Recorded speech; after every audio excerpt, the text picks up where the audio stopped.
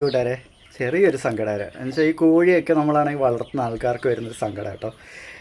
അവർ നേരിടുന്ന ഒരു പ്രശ്നമാണ്. സംഗതി എന്താണെന്ന് വെച്ചാൽ നമ്മൾ നമ്മുടെ കോഴീനെ അടവച്ചിട്ടുണ്ടായിരുന്നു. ഇന്ന് ലാസ്റ്റ് ഡേറ്റാണ്, വിരിയേണ്ട ലാസ്റ്റ് ഡേറ്റാണ്.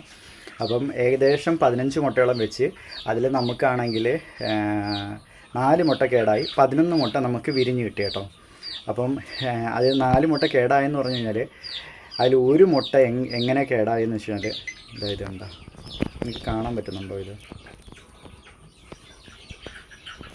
കാണുന്നുണ്ടോ നിങ്ങൾ? ഇതിൽ കുഞ്ഞുണ്ട്, പക്ഷേ ഇതിന് പുറത്ത് വരാൻ പറ്റിയില്ല.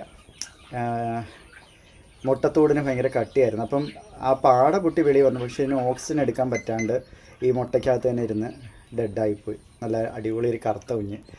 ഇത് ആദ്യമായിട്ടല്ല കേട്ടോ, കുറേ തവണ ഇങ്ങനത്തുള്ള സംഭവം നമുക്കിവിടെ ഉണ്ടായിട്ടുണ്ട്. നമ്മൾ അടവയ്ക്കുന്ന സമയത്ത് പലപ്പോഴും നമുക്ക് ഇങ്ങനെയുള്ള പ്രശ്നങ്ങൾ ഉണ്ടാവാറുണ്ട്.